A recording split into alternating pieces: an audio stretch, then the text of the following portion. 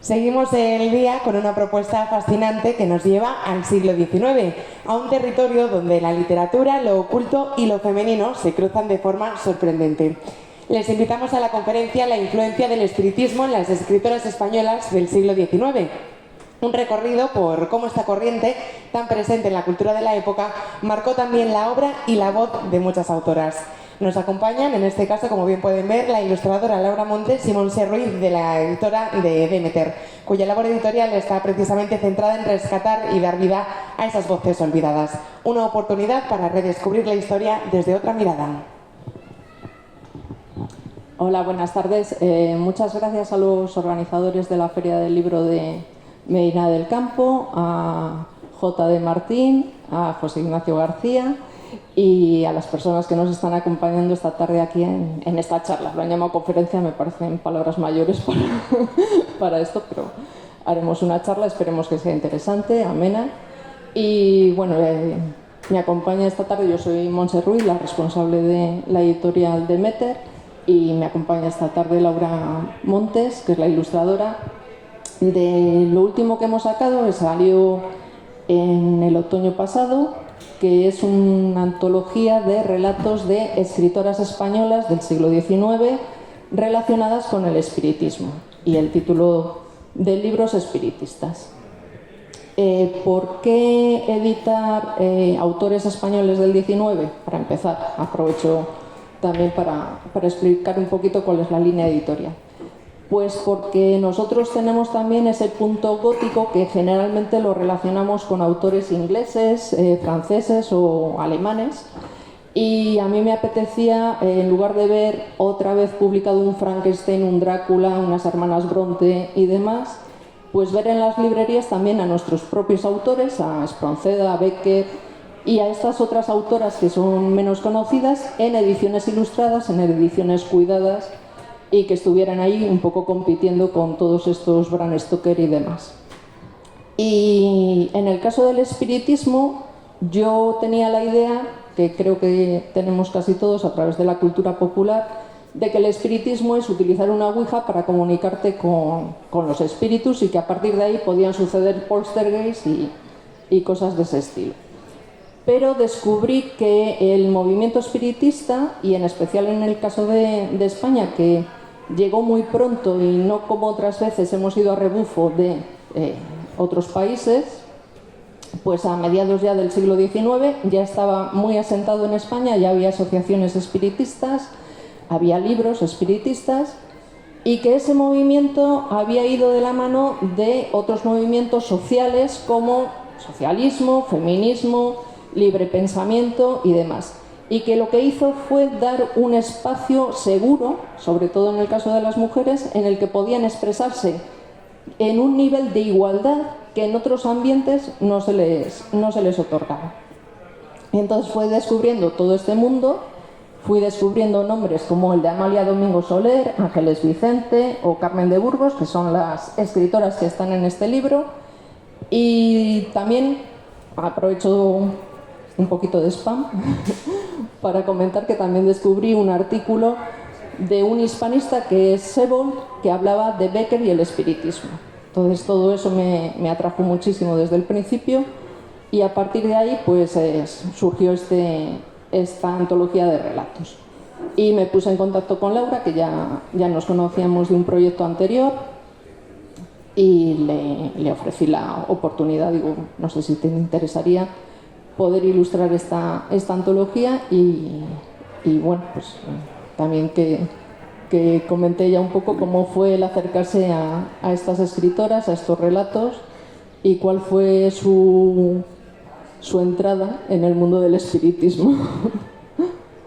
Pues bueno, un poco coincidiendo con lo que acaba de decir Montse, yo la idea que tenía del espiritismo era un poco esto, ¿no? De la ouija y de todo esto. Y me considero bastante escéptica, entonces claro, tuve que indagar sobre ello, sobre este movimiento en concreto, para poder abordarlo, para poder hacer las ilustraciones, y bueno, lo que me llama la atención no solamente de este libro, sino de todo el proyecto de la editorial, es que sean libros, bueno, es un tipo de libro muy concreto, ¿no? Porque es textos recuperados de los siglos XIX, XVIII, y luego además es que son ilustrados, que es algo que todavía nos cuesta ver los libros para adultos ilustrados, porque siempre lo asociamos con literatura infantil, ¿no? Con el álbum ilustrado. O si nos vamos a algo más adulto, pues pensamos en novela gráfica o... entonces, claro, como escritor, como sé que la mayoría de los escritores no están acostumbrados a leer novelas que están ilustradas, que tienen ilustraciones entre medias, pues mi reto a la hora de ilustrarlo era un poco qué le voy a aportar a ese texto, qué voy a hacer que que acompañe el texto, pero que no le quite importancia, pero que no redunde lo que ya está escrito. Entonces, pues bueno, eso fue un poco el planteamiento de a ver cómo, no sé, cómo paso yo ese texto bajo mi filtro, bajo mi mirada, para poder ilustrarlo. Cuando hablamos del movimiento espiritista, estamos hablando de algo que aparece en Estados Unidos en 1848 con las hermanas Fox, ¿no? Que son las primeras que dicen que pueden mantener ese contacto con los espíritus a través de una serie de toques. Nos puede recordar un poco al sistema Morse de comunicación. Rápidamente llega a Europa y se ponen de moda lo que llaman las mesas parlantes, es lo que llaman la fiebre de las mesas parlantes. Incluso la reina Isabel II acudió en Alcalá de Henares a una de estas sesiones espiritistas a ver en qué consistían, y eso rápidamente se expandió este movimiento por toda Europa. ¿Crees que de alguna manera el espiritismo también influyó en otros artistas que conocieron todo este movimiento? En el caso, por ejemplo, de las artes plásticas, ¿les pudo influenciar? Bueno, o sea, no es que lo crea o no, es que es un hecho que ha influenciado en muchos artistas, y además a la hora de buscar información y de documentarme para hacer las ilustraciones, pues sí que descubrí que había muchas artistas de otras disciplinas artísticas, como puede ser la pintura o bueno, pues no sé, la escultura o el dibujo, que habían formado parte de esta corriente, creyeran o no creyeran, pero bueno, como era un movimiento social, como tú has dicho, pues sí que se veía. Y luego, pues intentando establecer un poco esa relación que hay entre el arte y el espiritismo, o sea, ¿por qué se da? Yo creo que los artistas, de alguna manera, estamos muy conectados con no sé, con los sentimientos o con las emociones, y entonces a lo mejor somos más proclives bueno, pues a este tipo de cosas, a tener esa, no sé, esa espiritualidad. Una sensibilidad especial Sí. para captar algo que está oculto Sí. al resto. ¿Conocías a las autoras de las que elegimos los textos para la antología? Pues tengo que decir que cuando me enseñaste los textos, no conocía a ninguna de las tres autoras, y me dio mucha pena que haya estudiado literatura en el instituto y haya llegado hasta aquí y no conociera a esas autoras. Y luego, porque luego sí que, o sea, no son muy conocidas, pero en cuanto buscas algo en Google aparecen, o sea, tienen fotos y tienen, o sea, y dices, ¿cómo es posible que, bueno, pues que lleguen que no lleguen a lo que es la educación básica sobre, siendo mujeres talentosas y mujeres reconocidas en su momento, también por su entorno y en su trabajo? Y entonces pensé que si yo podía colaborar de alguna manera a que fueran más conocidas, pues encantada. En el caso de Amalia Domingo Soler, que fue una de las divulgadoras del espiritismo más importantes, tiene una biografía de estas bastante accidentada, vamos a decir.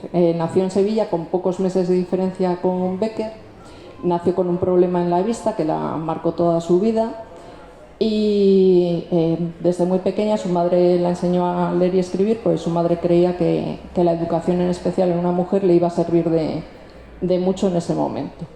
Amalia escribió poesía desde muy joven, publicó en periódicos, revistas, en antologías poéticas del momento, y cuando se quedó huérfana, su padre las abandonó, y cuando murió su madre y se quedó completamente huérfana, tenía 25 años, y la familia le propuso, dice, bueno, pues cásate, que es lo mejor que vas a poder hacer para tener la vida solucionada. Y Amalia se negó en redondo y se lió la manta a la cabeza y empezó a viajar. Viajó por Andalucía, se fue a Canarias a una familia amiga, luego volvió a la península, recorrió gran parte de la península y en un momento determinado ella se ganaba la vida realmente cosiendo. Claro, tenía problemas de vista, coser no ayudaba mucho para mejorarlos. Y en un momento determinado, viviendo en Madrid, está a punto de suicidarse. Está en una situación económica y personal, con esa salud esos problemas de salud que arrastraba, estaba en una situación tan límite que se planteó el suicidio. Y alguien le habló de un grupo de locos que decían hablar con los espíritus, conoció la Asociación Espiritista de Madrid y esto le salvó la vida. Ella reconoce que gracias a ello salió adelante. Empezó a estudiar el espiritismo y al poco tiempo le ofrecieron dirigir en Barcelona una revista espiritista. Se fue allí y dirigió durante años La Luz del Porvenir. La Luz del Porvenir ha sido, era en ese momento, la revista de divulgación más importante en España y en Hispanoamérica. Y Amalia Domingo Soler nunca tuvo capacidades mediúnicas, pero sí a través de otros medios conoció cuál había sido su vida anterior, porque los espiritistas defienden la reencarnación, pero la reencarnación siempre como progreso, nunca, no es como los budistas o otras religiones que piensan que si has sido malo en esta vida, pues te reencarnarás en la siguiente en un gusano, una lagartija o lo que sea. En este caso es siempre una progresión. Vas aprendiendo en cada una de tus nuevas reencarnaciones, aprendes y una vez en una reencarnación puedes progresar moralmente y en la siguiente reencarnación en conocimientos. Entonces vas creando una especie de equilibrio en cada una de ellas. Y también creen en diferentes mundos posibles. Pues nosotros estamos aquí viviendo en la Tierra, en esta vida, pero existen otros espíritus que han reencarnado en otro planeta y vas pasando eso en diferentes vidas y progresando hasta que ya llegas a una especie, eso sí sería como en otras religiones, una especie de nirvana, de conocimiento absoluto y ya no necesitas más reencarnaciones. Y bueno, pues en el caso, como comentaba, de Amalia, ella no tenía esos poderes mediúnicos, pero sí tenía contacto con otros medios y eran los que gracias a ellos pues, podía publicar todas estas historias y demás que recopilamos, por ejemplo, aquí en la revista. En el caso de Ángeles Vicente y de Carmen de Burgos, el que estuvieran tan implicadas con el espiritismo no está claro, pero sí que era un movimiento que permeaba de alguna forma a todos los escritores del XIX, tanto hombres como mujeres. ¿Por qué la importancia del espiritismo en el caso de las mujeres? Porque, como he comentado, los espiritistas creen que no hay diferencias de masculino o femenino, que los espíritus no son ni hombre ni mujer, y que por tanto todos tienen esa igualdad que se defiende. Y si además decían que eran mediums o que tenían capacidades mediúnicas, pues tenían como un estatus superior dentro del movimiento espiritista. Y quizás por ello había tantas mujeres adscritas al espiritismo, porque les daba una posibilidad de estar en una situación incluso superior al resto de los miembros. En el caso de La Luz del Porvenir, que dirigía Amalia Domingo Soler, prácticamente todas las firmas eran de mujeres.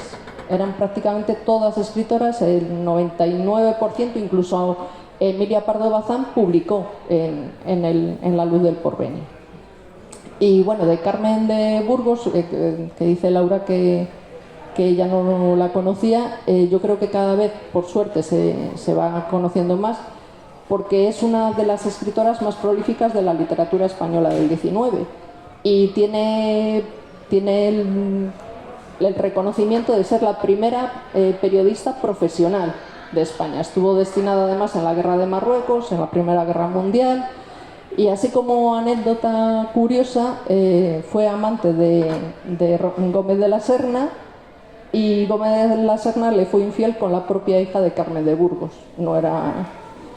No era extraño que al final la pobre Carmen muriese de un infarto un año después de conocer la noticia, mientras estaba dando un discurso en una reunión, ¿vale? Entonces son mujeres que tienen vidas extraordinarias, que son todavía poco conocidas, pero que yo espero poner un granito de arena en este caso.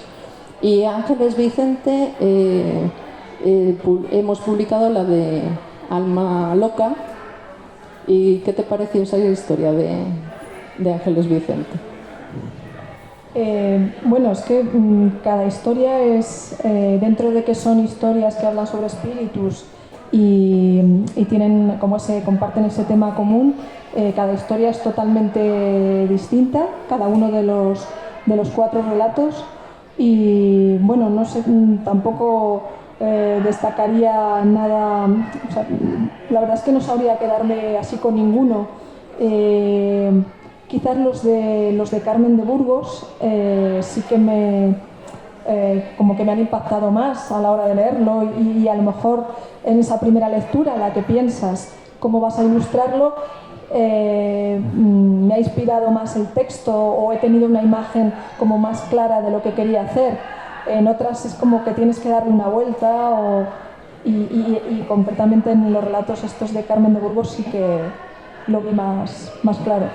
Te comentaba lo de Alma Loca porque justo elegimos de ese relato, elegimos la imagen también para la contracubierta, y hay una anécdota también relacionada con las manos que aparecen ahí, que después de que habías hecho las ilustraciones, después de publicado el libro, descubriste una curiosidad de eso que hablábamos, de cómo los artistas sois capaces de captar cosas que para los demás son invisibles, que parece que están ahí en otra esfera, y que conectaste a través de esas ilustraciones centradas en las manos con otro artista.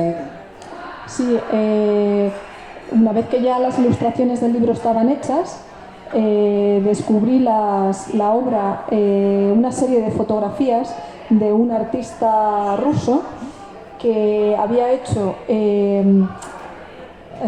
lo había llamado alfabeto de gestos, y había ido recopilando de fotografías gestos en donde las personas estaban, o sea, fotografías antiguas, gestos donde las personas estaban dando la mano, o una madre a un hijo, o una pareja, y era solamente la fotografía, o sea, ese trocito de fotografía donde se veían esos gestos.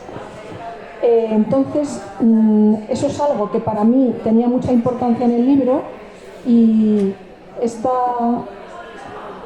A ver, un segundo.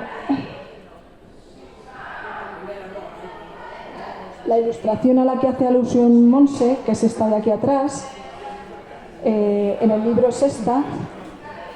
Pues aquí en esta escena aparecen 2 personajes, que podía haber mostrado a los 2 personajes de cuerpo entero, pero yo decidí pues eso, centrarme en ese momento y centrarme en las manos. Y las fotografías que comentaba de este fotógrafo eran un poco esto. Eran fotos de manos en gestos, normalmente de cariño, pero como estos gestos. Luego, por ejemplo, es algo que también está presente. O sea, después de hacerlo, porque me di cuenta que era algo inconsciente, yo le había dado mucha importancia a los gestos y a las manos en concreto de las ilustraciones. Me puedes buscar la de la pareja, sí. La primera es.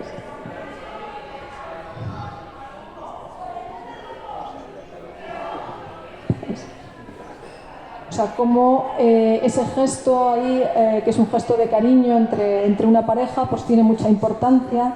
Luego hay otra que es la de las manos, porque a veces te das cuenta de que las manos tienen un lenguaje propio, y igual que se veía en las fotografías de este fotógrafo, para mí tenían mucha importancia y contaban mucho en la ilustración. Me parecía que no era necesario muchas veces mostrar al personaje, o que cuando mostraba al personaje, el personaje quedaba en un segundo plano, y que lo que tenía importancia era eso que te estaba contando la mano. En el caso de Ángeles Vicente, también por comentar un poquito su biografía, nació en Murcia, vivió muy poquitos años en Murcia, se trasladó con su familia a Argentina y se casó allí, adoptó de alguna forma 2 hijas, y cuando volvió a Europa estuvo un tiempo viviendo en Milán, dejó a sus hijas en Milán, vino a España porque estaba escribiendo y tuvo mucho éxito y mucha fama en España como escritora, y se la considera la primera escritora que escribe una novela con una relación lésbica, incluso bisexual, con una mujer escritora en la literatura española. Comentaba lo de las dos hijas que quedan en Milán porque ella manda dinero a la familia que las está cuidando allí, y de repente se entera de que están haciendo mala prensa de ella, de que las ha abandonado, que no paga los gastos de las hijas, y esa relación con las hijas adoptivas se termina y la pobre Ángeles pierde todo contacto y termina de mala manera. Pasa unos años en España, vuelve a Argentina y ahí se le pierde la pista, no sabemos nada más de Ángeles Vicente. Es otra de esas biografías también un poco novelescas o incluso peliculeras de estas escritoras del 19. Lo que quería destacar es eso, que las conocemos a través de estas historias, las conocemos a través de su relación con el espiritismo, y que sí que también es una curiosidad el que en estos relatos que tenemos aquí todas las protagonistas sean mujeres. Entonces el espiritismo, además de traernos esas comunicaciones con el más allá, no dejaba de ser una manera de plasmar la realidad de una sociedad en el que las mujeres tenían muchos problemas familiares, sociales, económicos, y es curioso que en todos los relatos fue casi algo completamente inconsciente, o sea que hasta que no hicimos la presentación en la Casa Zorrilla con Pedro casi no me di cuenta. Digo, es cierto, todos los relatos tienen como protagonistas mujeres que cuentan sus desgracias, entonces que esos espíritus no dejan de contar lo que les ha pasado.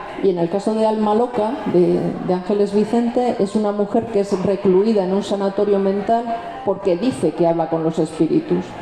Entonces, están reflejando, al fin y al cabo, me estoy acordando de lo que hablabas antes con José Luis, de que el terror, porque bueno, mucha gente cuando se acerca al puesto y ve, uy, espiritistas, uy, no, qué miedo, dices, bueno, sí, la idea es que hay espíritus y pueden pasar cosas raras y qué miedo, pero no dejan de hablar de una realidad.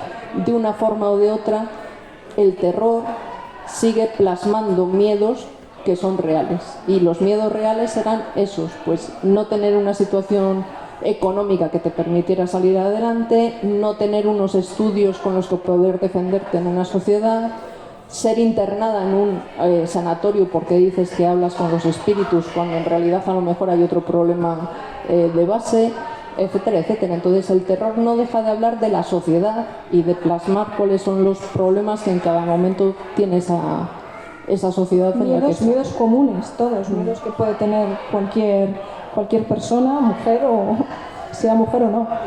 Y también comentabais también antes de por qué no se venden o por qué no tienen tanta promoción los cuentos o los relatos en la literatura española, y por qué la gente prefiere novela. Creo que a veces la gente también dice, no, prefiero un libro grande que tiene más páginas y demás, en lugar de intentar quizás sacarle una segunda lectura a esos pequeños cuentos, a esos relatos que te dejan con ganas de más.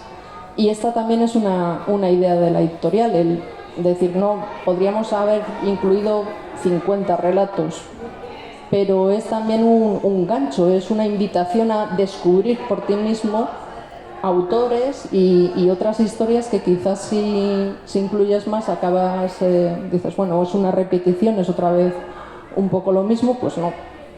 Te invito a descubrir por ti otras historias, otros relatos y otras autoras de la misma época.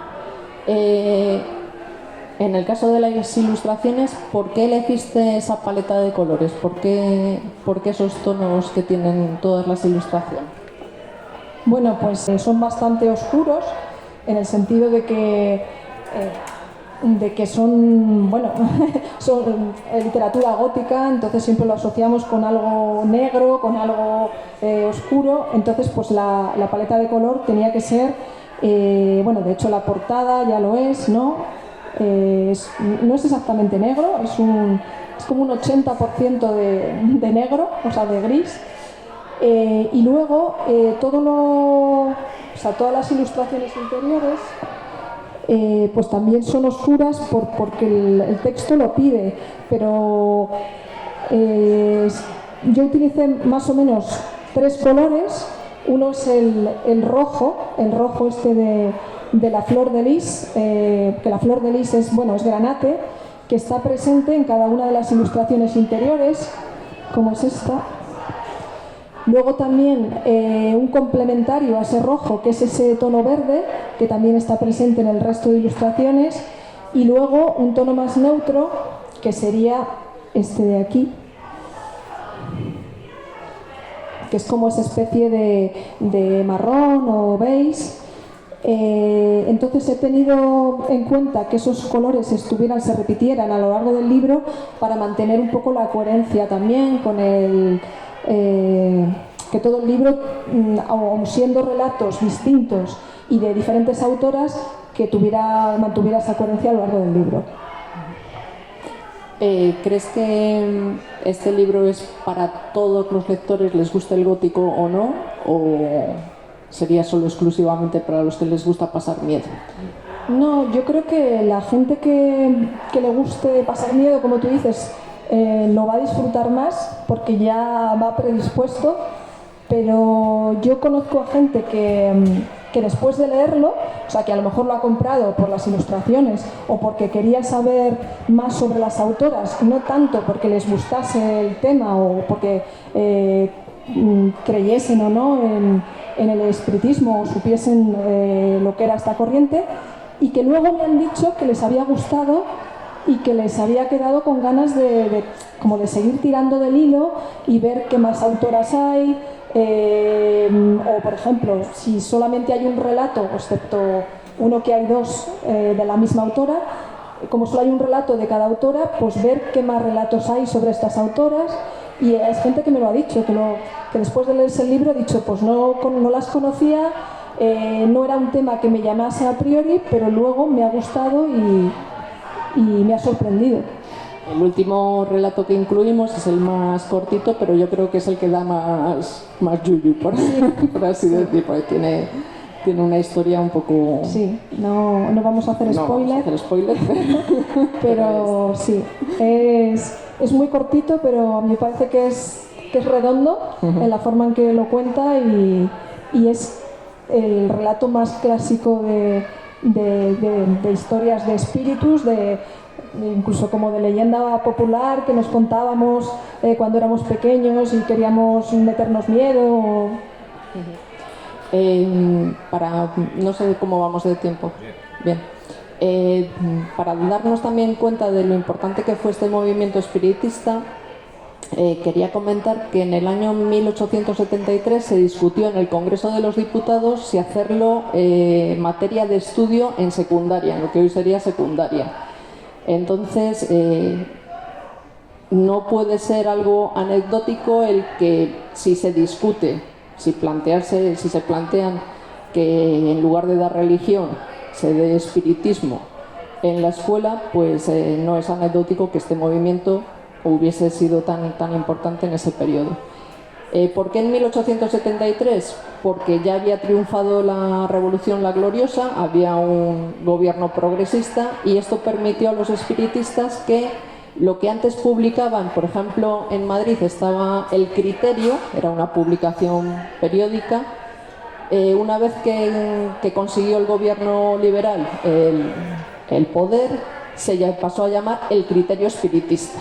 Dices, vale, ahora ya tenían sus asociaciones, tenían sus periódicos, pero ya eran más libres de poder promocionarlo y que toda la gente lo pudiese identificar.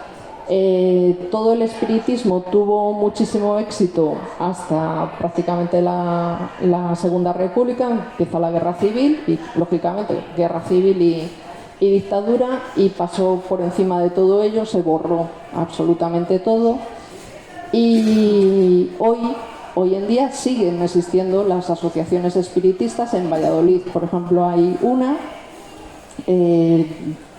Buscando todos estos relatos y todas estas historias, un día se me encendió la luz, digo, pero todavía existen los espiritistas como ellos. Y sí, efectivamente hay una asociación espiritista en Valladolid. Me puse en contacto con ellos y se reúnen todas las semanas para estudiar los libros de Allan Kardec, que fue el que creó de alguna manera ese espiritismo europeo, porque también hay varias líneas dentro del espiritismo. Está el espiritismo inglés, el de Arthur Conan Doyle, y está el espiritismo más europeo, francés y el español de Allan Kardec. Y estas espiritistas o estos espiritistas se reúnen todos los jueves, estudian los libros de Allan Kardec y de otros espiritistas, estudian también el Evangelio, porque aunque también está dentro de su ideario el que no hay diferencias de ni religiones, ni razas y demás, sí que es cierto que ellos se alinean con el cristianismo. Entonces son de raíz cristiana y estudian el Evangelio, pero desde el punto de vista espiritista. Y nada, pues están todavía ahí, vivos. Fue difícil contactar con ellos, pensé que iba a necesitar una ouija para poder contactar con ellos, porque estaban un poco fuera de redes sociales y demás, pero están recuperando un poco También se han dado cuenta de que hay mucha necesidad, hay mucha gente que dice que tiene experiencias sobrenaturales y que no sabe cómo encauzarlas, y desde que dimos una charla en la biblioteca de Castilla y León, se les han ido acercando, se les han ido uniendo más personas, y sirven un poco eso para la gente que no sabe qué le está pasando, pues que tengan un sitio donde acudir. Pero eso también es importante, no son una secta, no intentan venderte nada. Yo los conozco desde hace 2 años, nunca me han dicho, oye, ven y hacemos una sesión espiritista y te ponemos en contacto con tu abuelo, para nada, ni te cobramos 50 euros y te decimos el futuro. Entonces, eso también sigue un poco la línea que marcaron ellos en el 19. No están vendiendo humo, tú puedes creer o no. Yo soy muy escéptica, igual que Laura. No he tenido ninguna experiencia, no puedo afirmar que existe la comunicación con los espíritus. Pero no queremos comprobarlo tampoco. No queremos comprobarlo de momento, prefiero seguir en esa duda. Pero me dan esa confianza de ellos creen, ellos están convencidos de que sí que es posible, pero no intentan atraerme ni contarme películas ni nada por el estilo. Y siguen un poco esa misma línea que tenían en el siglo XIX.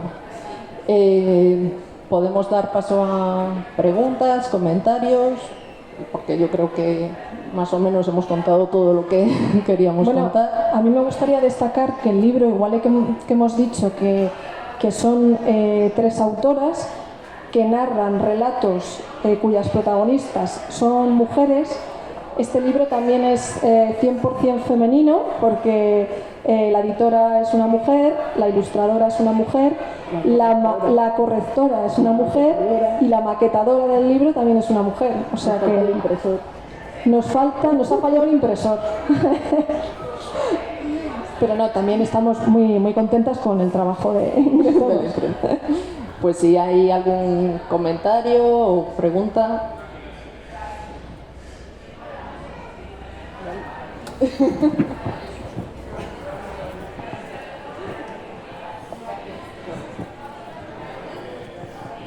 Igual no hacía falta Bueno, lo primero me ha parecido muy interesante cómo lo habéis abordado. Simplemente una pregunta que yo creo que se responde por sí misma, pero que me gustaría saber vuestro parecer. ¿No creéis que el hecho de que la mujer encontrara en estos ámbitos un espacio no solo de indagación, sino de autoindagación, que le sirvió para cobrar conciencia de sí misma, fue también una de las causas que hizo que la reacción conservadora aplastara sistemáticamente este tipo de movimientos, más allá de creencias o no, simplemente como espacio de libertad?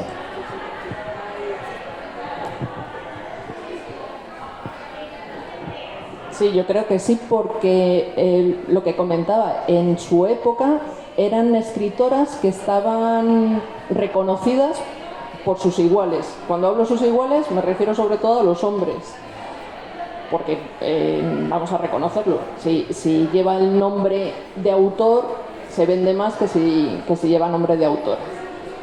Pero eran mujeres eso, que estaban prologadas, que estaban reconocidas por sus iguales. Pero llegó esa dictadura y sobre todo pasó por encima de todas ellas y se borraron.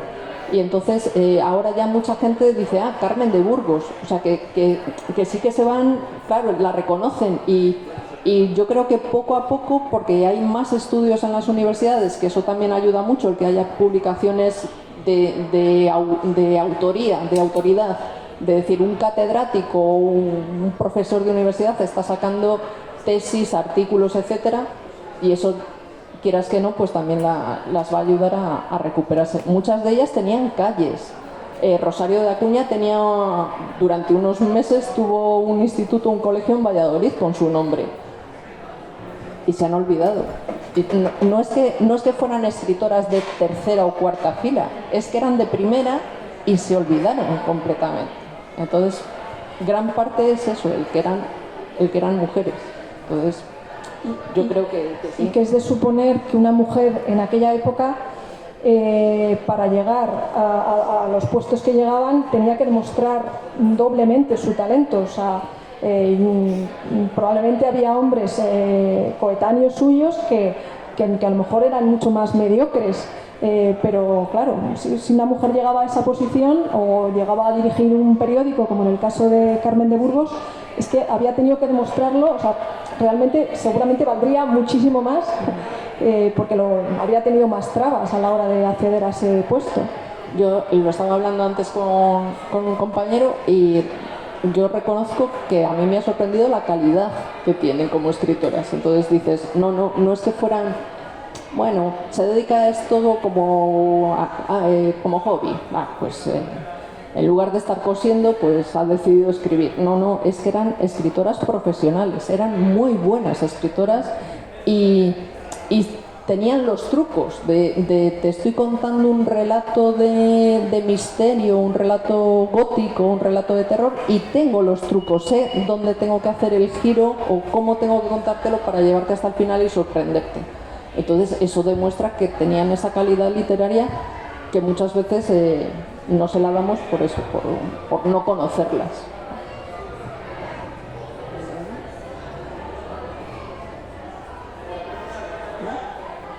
Bueno, pues aprovecho mi labor de editora, aprovecho para decir que Laura estará ahora en nuestra caseta, en la caseta de Demeter, firmando ejemplares, haciendo un dibujito específico para llevarlo dedicado, personalizado completamente, y que son baratos, 15 euros. Bueno, ¿quién no tiene un libro dedicado por la ilustradora por 15 euros? Pues nada, terminamos con esto. Muchas gracias por la atención, muchas gracias por venir, por acudir a esta hora de una tarde maravillosa de domingo a escucharnos y muchas gracias.